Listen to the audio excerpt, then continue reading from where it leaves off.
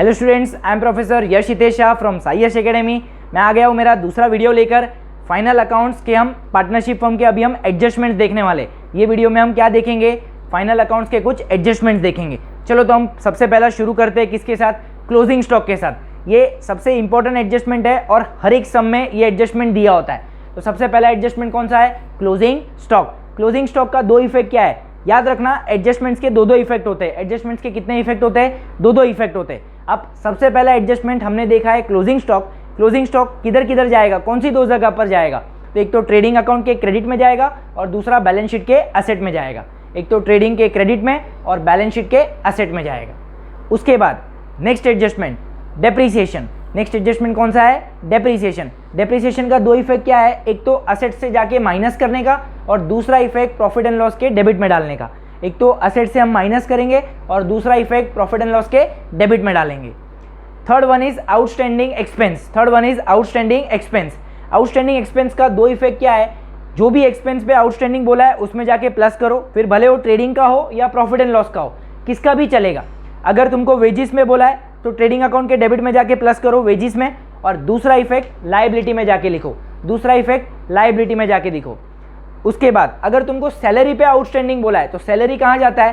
Profit and loss के debit में जाता है। प्रॉफिट एंड लॉस के डेबिट में जाता है। तो प्रॉफिट एंड लॉस के डेबिट में सैलरी में जाके प्लस करो और दूसरा इफेक्ट लायबिलिटी में डालो। दूसरा इफेक्ट लायबिलिटी में डालो। उसके बाद next one is prepaid expense. Next one is prepaid expense. अब प्रीपेड का दो इफेक्ट क्या है? जो भी एक्सपेंस में बोला है उसमें से माइनस करो और दूसरा इफेक्ट असेट में डालो। लेस और असेट, लेस और असेट। जो भी एक्सपेंस पे बोला है माइनस करो और दूसरा इफेक्ट असेट में डालो। Next one is outstanding income. Outstanding income. अब आउटस्टैंडिंग ऐड ही होता है, एक्सपेंस होने दो या इनकम होने दो, हमेशा जिस पे भी बोला उसमें जाके ऐड करो और दूसरा इफेक्ट आउटस्टैंडिंग इनकम का असेट साइड जाएगा। किधर जाएगा? असेट साइड जाएगा। उसके बाद next is prepaid income. Next is prepaid income. Prepaid income का दो इफेक्ट क्या है? एक तो जो भी इनकम बोला है उसमें से माइनस होगा, उसमें से माइनस होगा, और दूसरा इफेक्ट लायबिलिटी में जाएगा। एंड दूसरा इफेक्ट किधर जाएगा? लायबिलिटी में जाएगा।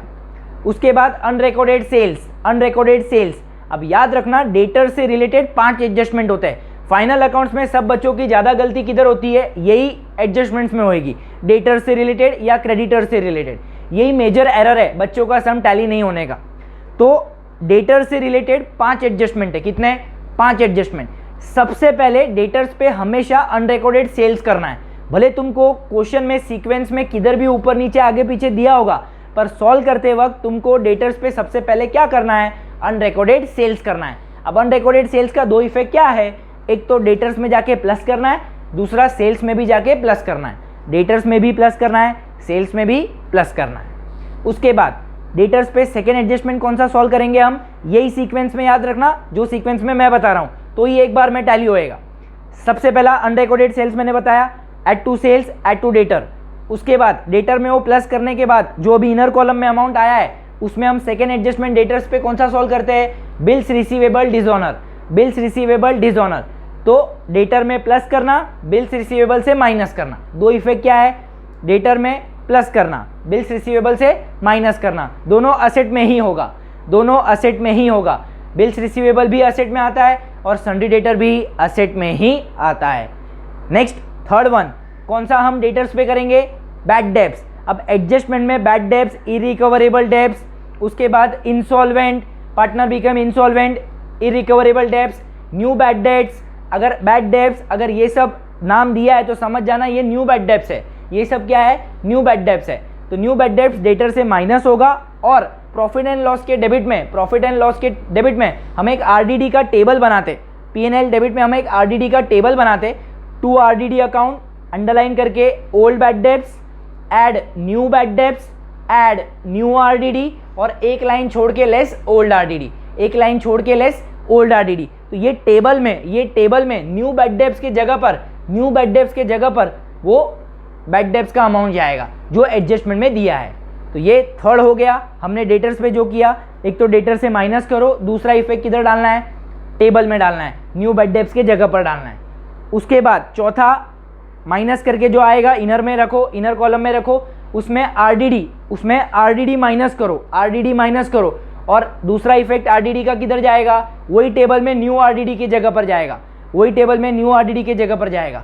याद रखना स्टूडेंट्स, अगर तुमको एडजस्टमेंट में बैड डेप्स आरडीडी दिया है, new bad debts new RDD, अगर ट्रायल बैलेंस में बैड डेप्स आरडीडी दिया है, old bad debts old RDD, old bad debts old RDD. इससे ये तुम पीएनएल डेबिट वाला वो पूरा चार्ट है आरडीडी का, वो फिल करने का और आउटर कॉलम में ले लेने का, तो इससे हमने डेटर्स पे 4 एडजस्टमेंट अब तक देखे। पहला अनरिकॉर्डेड सेल्स देखा, दूसरा हमने बिल्स रिसीवेबल डिसऑनर देखा, उसके बाद हमने बैड डेब्ट्स देखा, उसके बाद हमने आरडीडी देखा, और लास्ट हम डेटर्स पे कौन सा देखेंगे, डिस्काउंट ऑन डेटर्स। ये भी डेटर से माइनस होगा, और इसका दूसरा इफेक्ट प्रॉफिट एंड लॉस के डेबिट में जाएगा। तो इससे डेटर से रिलेटेड ये 5 एडजस्टमेंट खत्म फिनिश हुए। मैं तुमको वापस एक बार सीक्वेंस बताता हूँ, ये सीक्वेंस याद रखना, ये सीक्वेंस में ही सॉल्व करना, तो ही एक बार में टैली होएगा, वरना फिर टैली नहीं होएगा। क्या है वो सीक्वेंस, सबसे पहले डेटर्स पे अनरिकॉर्डेड सेल्स ऐड होगा, add to sales add to debtor. उसके बाद bills receivable dishonour, bills receivable से माइनस होगा, डेटर में प्लस होगा। उसके बाद third one new bad debts, adjustment में जो बैड डेट्स दिया है that is new bad debts, debtor से माइनस होगा, पीएनएल टेबल में न्यू बैड डेट्स में जाएगा। उसके बाद fourth one new RDD, debtor से माइनस होगा, पीएनएल टेबल में न्यू आरडीडी में जाएगा। And last one is discount on debtors, debtor से माइनस होगा और दूसरा इफेक्ट प्रॉफिट एंड लॉस के डेबिट में जाएगा। प्रॉफिट एंड लॉस के डेबिट में अलग से टू डिस्काउंट ऑन डेटर्स करके लिखना होगा। ये मैं 2 बार रिपीट क्यों किया, क्योंकि ये बहुत इंपॉर्टेंट है। मेजॉरिटी स्टूडेंट्स का गलती फाइनल अकाउंट्स में ये 5 एडजस्टमेंट में से ही होता है, और ये 5 में से कोई 2 एडजस्टमेंट हर सम में आते। तुम टेक्स्ट बुक का कोई भी सम उठा के देख लो, तुमको ये 2 एडजस्टमेंट दिखेंगे। और मेजॉरिटी बच्चे गलती यहाँ करेंगे। तो इसलिए मैंने 2 बार अच्छे से समझाया है। किसको भी ना समझाओ, मैं मेरा कॉन्टैक्ट नंबर डालूंगा, अगर उस पर तुम मुझे कॉन्टैक्ट करो, मैं तुमको पर्सनली भी सिखाऊंगा। अगर तुमको चाहिए तो मैं मेरे नोट्स शेयर करूंगा, जिससे तुमको और भी फ़ायदा हो सकता है। मैं चाहता हूं अकाउंट्स में हर एक बच्चे को 80 आउट ऑफ 80 मिलना चाहिए, क्योंकि मैं भी कॉलेज टॉपर हूं, तो मैं चाहता हूं मैं भी हर बच्चे को क्या बनाऊं, कॉलेज टॉपर बनाऊं मेरे जैसे। चलो तो मैं शुरू करता हूं आगे। नेक्स्ट हमने डेटर से रिलेटेड 5 एडजस्टमेंट देखे, हमने आउटस्टैंडिंग प्रीपेड वाला सब देखा, डेप्रिसिएशन देखा, क्लोजिंग स्टॉक देखा। अब हम आगे बढ़ेंगे क्रेडिटर से रिलेटेड। अब क्रेडिटर से रिलेटेड 3 एडजस्टमेंट आते हैं। सबसे पहला आता है अनरिकॉर्डेड परचेज। जैसे डेटर्स पे 5 थे, वैसे क्रेडिटर्स पे 3 है। सबसे पहला है unrecorded purchase, add to creditor. उसके बाद second one bills payable dishonour, bills payable से माइनस करना, क्रेडिटर में जाके प्लस करना, बिल्स पेबल से माइनस करना, क्रेडिटर में जाके प्लस करना। उसके बाद डिस्काउंट ऑन क्रेडिटर्स, क्रेडिटर से माइनस करना और प्रॉफिट एंड लॉस के क्रेडिट में जाके लिखना, क्रेडिटर से माइनस करना और प्रॉफिट एंड लॉस के क्रेडिट में जाके लिखना।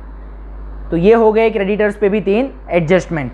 अब उसके बाद मैं जाऊंगा इंटरेस्ट ऑन कैपिटल, पार्टनर से रिलेटेड 5 एडजस्टमेंट है, मैं वो जाऊंगा। सबसे पहला है इंटरेस्ट ऑन कैपिटल का 2 इफेक्ट क्या होता है, एक तो प्रॉफिट एंड लॉस के डेबिट में और पार्टनर्स के क्रेडिट